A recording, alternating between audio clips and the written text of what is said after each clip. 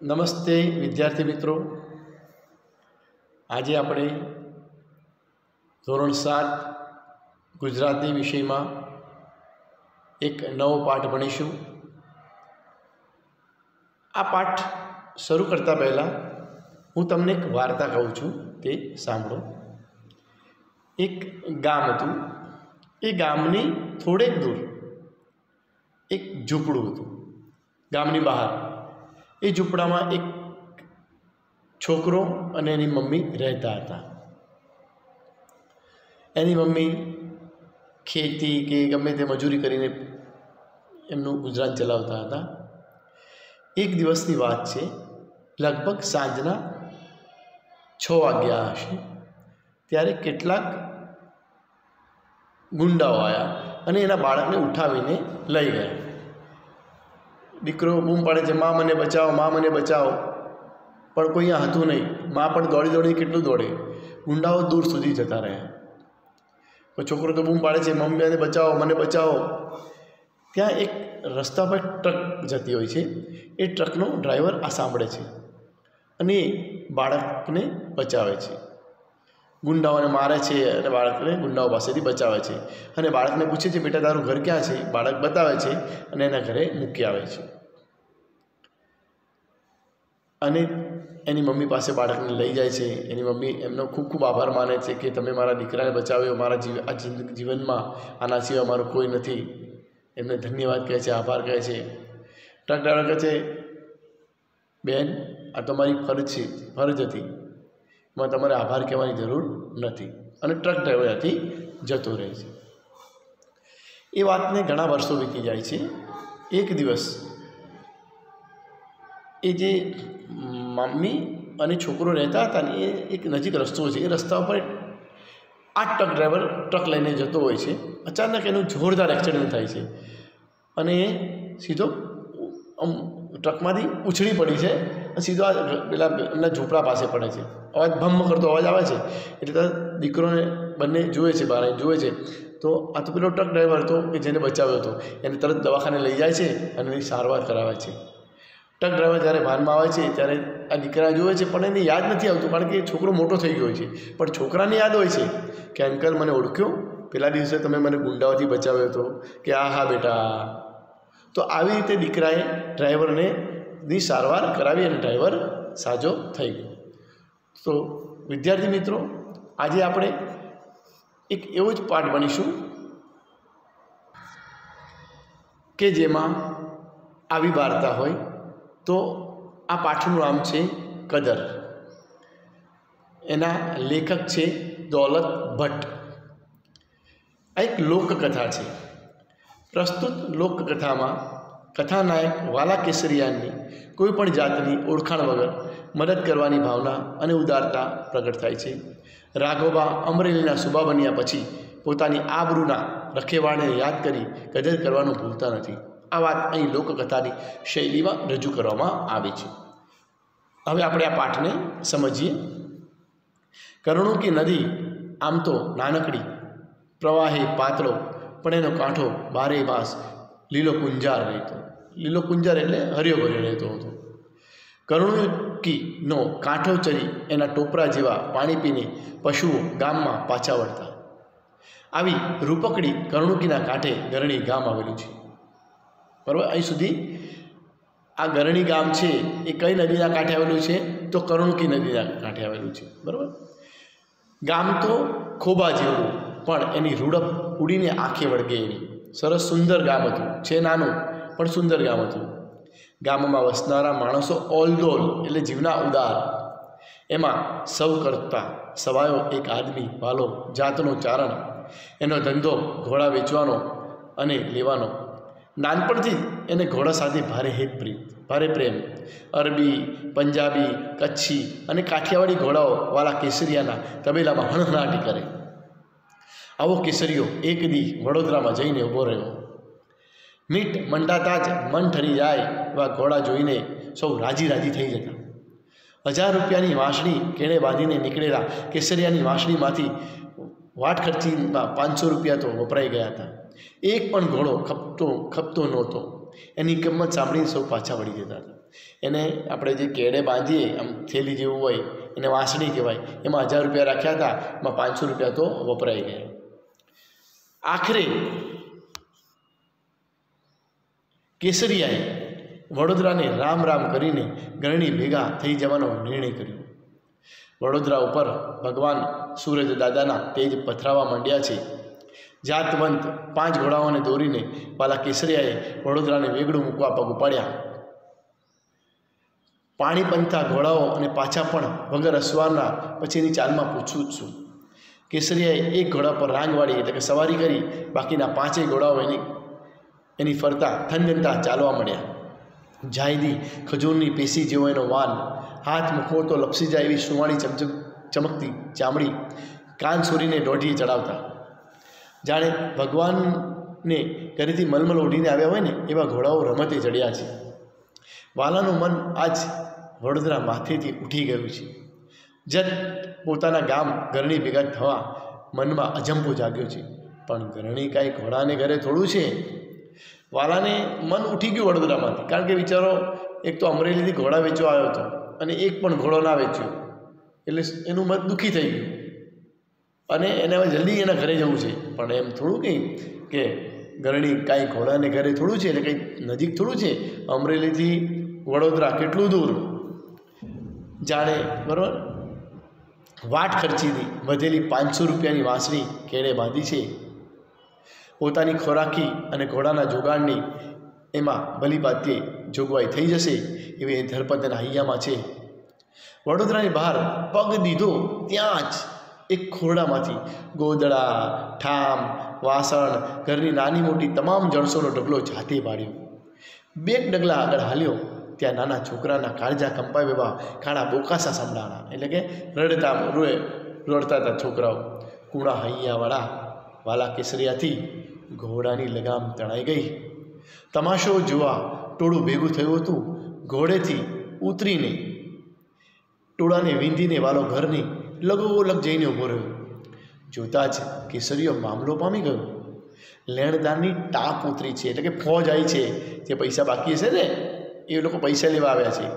ગાભા, ગોદડા, ઠામ, ઠીકરા ઠેબે ચડાવતા હતા, ઠેબે આવતા હતા. યુવાન મરાઠાના મોં પર મશ વળી ગઈ હતી, એટલે દુઃખી થઈ ગયો હતો બિચારો. ટાપ લઈને આવનાર શેઠ ઉપર વાલાએ નજર ધ્રોબી સવાલ કર્યો. એમની સામે જોઈને સવાલ કર્યો, શેઠ કેટલા રૂપિયાનું લેણો? આંકડો બોલો. શેઠે કહ્યું, ભાઈ તારો મારા તારી રાહ જોવે છે, હાલતો થા. શેઠના અવાજમાંથી તિરસ્કાર છૂટ્યો. બાપ બોલો કેટલાનું લેણું? આ છોકરાના આંગળા મારાથી જોવાતા નથી. શેઠનો મિજાજ તરડાયો. આવ્યો મોટો કેટલાનું લેણું, દાતાનો દીકરો. ખેસ ફંગોળતા શેઠે કહ્યું, બોલ રૂપિયા 500નું બિલ ભરવું છે. એક પડ ને બીજી પડે કેસરિયાએ કેડીથી વાંસળી છોડી મૂળાના પતિકા જેવા 500 રૂપિયા ગણી દીધા. ઉપરથી ફિરસ્તો ઉતર્યો હોય એવું જુવાન મરાઠાએ લાગ્યું. પ્રમાણિકતાના પછેડી ઉપર પગ દઈને જીવતા જુવાન મરાઠા રાઘોબા ફાટી આંખે વાલા કેસરિયાને જોઈ રહ્યા, કે ઓળખતા પણ નહોતા, કોઈ દિવસ મળ્યા પણ નહોતા. અને આવા માણસે આવી રીતે અમને મદદ કરી. દેખો, જીવનમાં કોઈ દુઃખી હોય ને અને ત્યારે આપણે મદદ કરીએ ને એ સાચી મદદ છે. કોઈને જોતા ના હોય ને આપણે પૈસા આપે શું કરવાના? તો રાઘોબા આમ આશ્ચર્ય જોઈ રહ્યા કે આ વાલો કેસરીયો, મેં કોઈ દા એને જોયો નથી, એને મને જોયો નથી અને એને મને મદદ કરી. સદાય ખુમારીમાં તરબોળ રહેતા રાઘોબાના મનમાં કાઠિયાવાડી પાઘડીવાળો વાલો કોતરાઈ ગયો. એને પૂછ્યું, તમારું નામ? નામ ભગવાનનું, કામે ભગવાનનું બોલીને ઘોડે ચડીને હાલવાની તૈયારી કરતા કેસરિયાના ઘોડાની વાદ પકડીને જુવાન મરાઠો બોલ્યો, તમારું નામ ઠામ ન આપો તો તમને મારા છોકરાના સમ છે. લાચાર બનેલા વાલાએ 2 બોલ કીધા, મારું નામ વાલો કેસરીયો, ગામ મારું ગરણી, અમરેલી પરગણાનું, લ્યો રામે રામ. એમ બોલીને વાલાએ ઘોડાને હાંકી મૂક્યો. મરાઠાના છોકરાના આંસુ લૂછીને નીકળેલા કેસરિયાને રનોલીમાં ઘોડો વેચીને વાટ ખર્ચી કાઢી. જો ભગવાન હારે છે ને, વડોદરામાં એક પણ ઘોડો નહોતો વેચાયો. એની પાસે પૈસા 500 રૂપિયા હતા, એ 500 રૂપિયા પણ આપી દીધા. પણ ભગવાન એની સામે જોયું, રનોલી ગામમાં એનો ઘોડો વેચાઈ ગયો, એટલે એને જે પૈસા નહોતા પૈસા થઈ ગયા. વાત ઉપર 1.5 દાયકો ગળથોલિયા ખાઈ ગયો. ગરણી ગામ માથે પ્રભાતના તેજ પથરાવા માંડ્યા છે. કર્ણુકીના લીલા કુંજાર કાંઠા પર બેઠેલા ભગવાન ગણેશ્વરના મંદિરમાં બ્રાહ્મણોના મંત્રોચ્ચાર ગુંજી ઉઠ્યા છે. ઓમ સ્વસ્તિના ઇન્દ્રો વૃધસ્રવાહ. ખીલેથી છૂટીને ઢોર ધણમાં જઈ રહ્યા છે. બરાબર એવી ટાણે ગામમાં અમરેલીના 10 ઘોડેસવાર દાખલ થયા. કદાવર કાયા રાજના પોશાકમાં ઢંકાઈ ગઈ છે. દરેકના ખભા પર જામનગરી ઝંઝાળીઓ ઝૂલતી આવે છે, એટલે બંદૂક ઝૂલે છે. મોં પર પંથ કાપ્યાની ધૂળની ઝણ ઉડેલી છે, એટલે થાકેલા લાગે છે. આંખીઓમાં રતાશ ફૂટેલી છે. માથા ઉપરના સાફામાં ખાલી છોગા પવનમાં ફગફગી રહ્યા છે. બરાબર ફગફગી રહ્યા છે.